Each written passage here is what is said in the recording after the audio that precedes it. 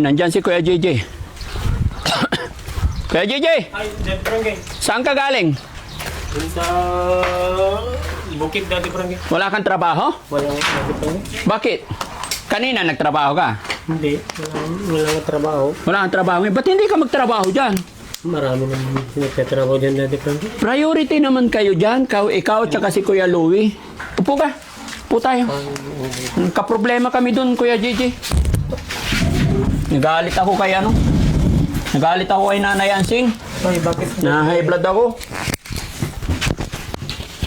Kasi, alam mo, nung nakaraang araw pala na nagkakaproblema tayo, hindi pa natapos yung usapan, kinuha niya yung ibang hollow blocks. Ah, bakit ganun Dati Prangge? Para dyan kay bahay ni Oliver. Akala daw niya hindi na itutuloy. Ngayon namin na-notify kahapon pa yung sinabi ni Puriman. Nahiya lang akong kumprontahin kahapon.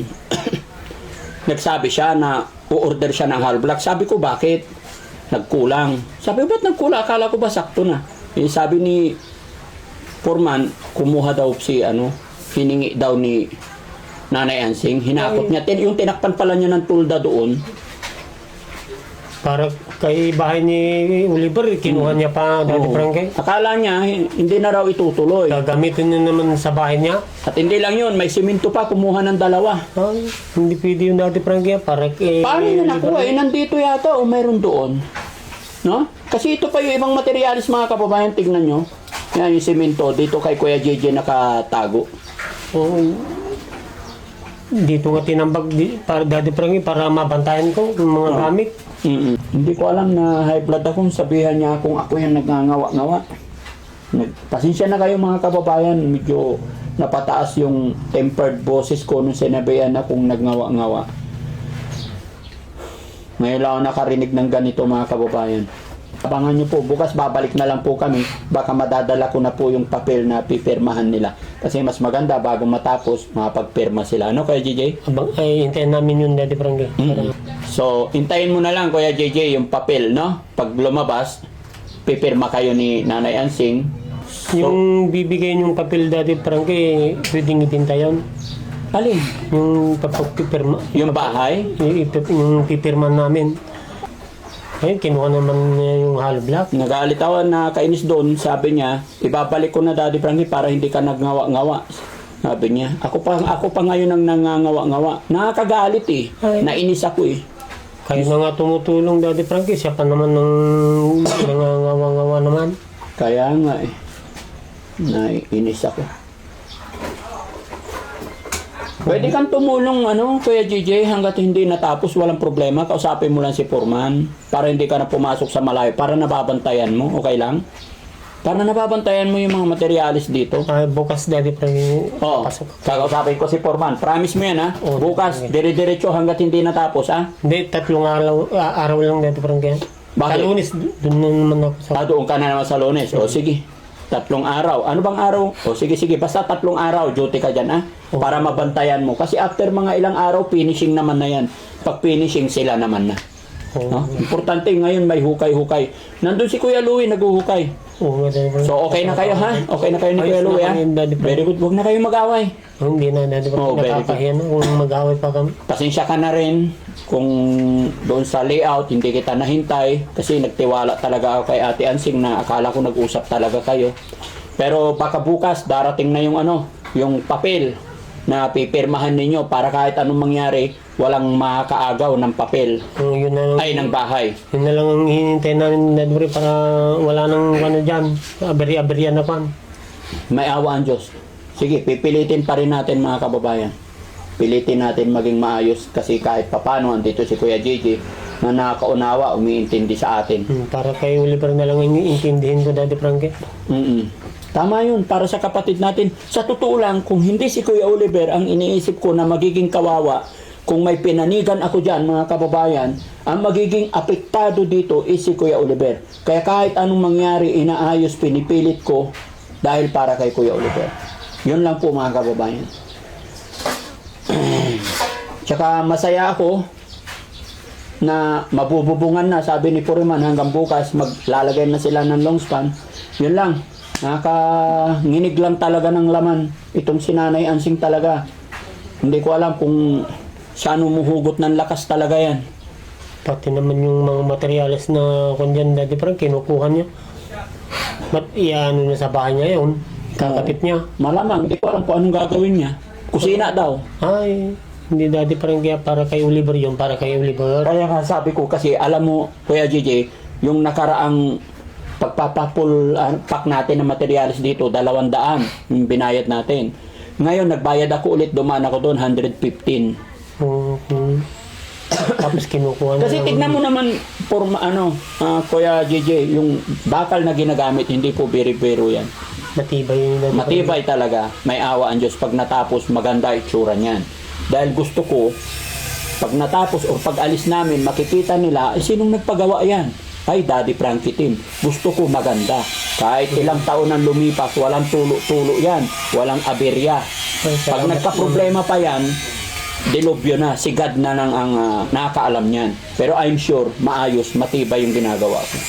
Salamat Daddy Frankie Team. Magkakabahay na rin si Oliver. No, salamat din sa kabutihan mo sa amin. Salamat. Ganon din sa mga kapatid mo. Mga kababayan, ganon din po sa mga kapatid nila na pipirma rin sila pero hindi na raw, basta hindi na raw sila sasama sa nakausap na rin namin yung isa dito. Sang-ayon sila sa napagkasunduan sa bahay. Pero sa lupa, hindi natin yan pakikialaman kasi sila magkakapatid yan. Dahil ang lupa na ito hindi pa nasukat, kumbaga sa kanilang pamilya yan. Kung sinong pwedeng magpatayo, pwede, di ba? Yun pa lang Daddy Frankie, hindi pa naman kanya-kanya dito. Wala pang nagmamay-ari ng lupa. Kaya kahit saan pwedeng itayo tayong bahay basta may space. Basta magkakapatid. No? Yun. So, ganun lang mga kababayan. Maraming salamat po. At kay Kuya JJ, salamat din talaga sa iyo Kuya JJ. Anong masasabi mo ngayon na nakikita mo na okay na talaga? Ay, salamat po yung binigay niyong tulong kay Oliver na makakabahay na rin siya. Sa wakas, may bahay na rin siya para kay Oliver. Basta ang akin lang Kuya JJ, tulungan mo rin si Nanay Ansing na mag-alaga, tignan-tignan si Kuya Oliver, bantayan na hindi magyosi, hindi mag-inom para hindi siya magkasakit. Kasi Daddy Frankie, yun ang nakagabay kami sa kanya, Daddy Frankie. dapat, ha? Buti walang Gatorade ngayon. Ay, wala Daddy Frankie. Mainit, Daddy Frankie. Pag malamig, meron. Sana mainit na lang parati para walang Gatorade. Ang problema, tag-ulan na, malamig. Wala pang ulan gagano, Daddy Frankie. Pero pag malamig na, may Gatorade na. Ayun lang, Daddy Frankie. Ayun lang. Ha? Okay. Pero mainit ang panahon, mga kababayan. Napapawisan na kayo. Kumulo ang dugo ko, kumulo ang pawis ko kay kapatid mo ang Ansing. Si Ansing naman kasi, Daddy Frankie, pinano niyo pa kayo? Hindi ko alam na high blood akong sabihan niya kung ako yung nagngangawa-ngawa. Pasensya na kayo mga kababayan, medyo napataas yung tempered boses ko nung sinabihan akong nagngawa-ngawa. Ngayon lang ako nakarinig ng ganito mga kababayan. Abangan nyo po, bukas babalik na lang po kami. Baka madadala ko na po yung papel na pipirmahan nila. Kasi mas maganda bago matapos, makapagpirma sila. Ano kaya JJ? Ay, hintayin namin yun, Daddy Frankie. Para maayos na yung problema. So, hintayin mo na lang Kuya JJ yung papel, no? Pag lumabas, pipirma kayo ni Nanay Ansing. Ang tanong, pipirma rin ba si Kuya Louie, yung asawa? Hindi naman. Hindi po, magkakapatid lang. Magkakapatid lang? Oo. Although ako rin walang alam mga kababayan kasi pinapagawa natin sa ating sa legal. Nagtanong tayo sa legal kung ano pinakamaganda na pipirmahan, no? Yung bibigay yung papel, Daddy Frankie, pwedeng ibinta yun. Alin? Yung pagpipirma. Yung bahay? Yung pipirma namin. Pwedeng ibinta yung papel na kan. At saka yung bahay. Ay hindi kasi ang nakalagay doon, ikuninto ko kay attorney yung sitwasyon ni Kuya Oliver. Pero mamaya bibinta naman ni Ansing na naman yung Daddy Frankie. Ay hindi.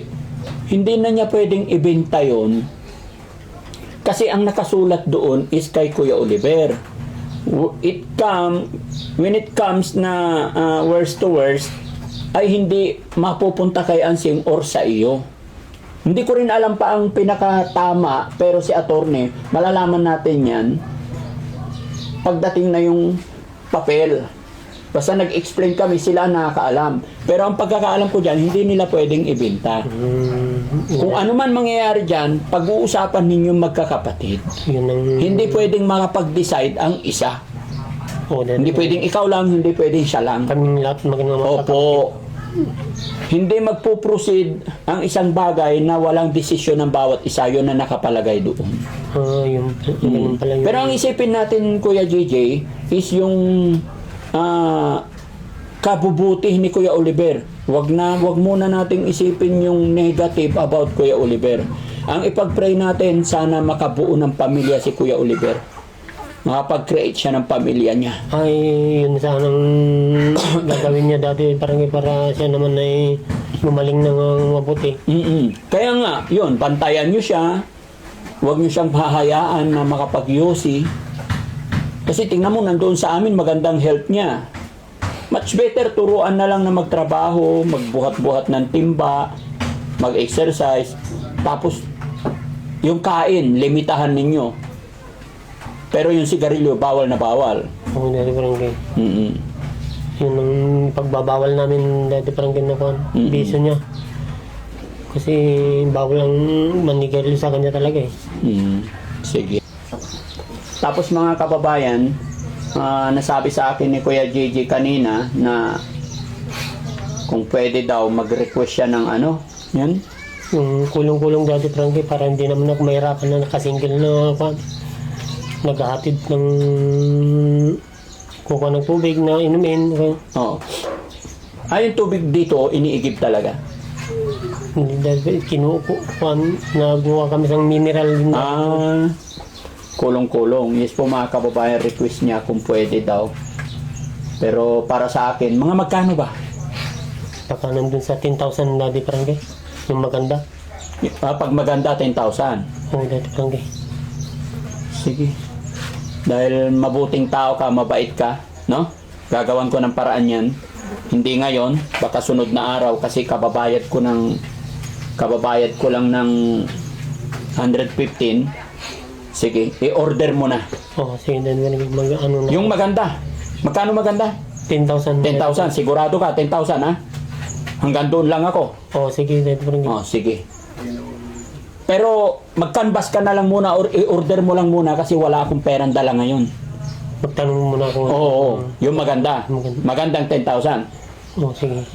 Yun, Kung yan ay kulong-kulong na yan ay makakatulong sa'yo, makakagaan sa'yo, walang problema. No? Para the same time, pag gumaan ang buhay mo, matutulungan mo rin si Kuya Oliver. Oo, no? dati Frankie, para may sasakyan kaming kwan. Sige. Oo, sasakyan kayo ng pamilya mo. Ha? Oo, dati Frankie. Sige. Kamagalan, maliit na bagay yan mga kababayan. Yung request ni Kuya JJ, kulong-kulong daw. Salamat po and God bless.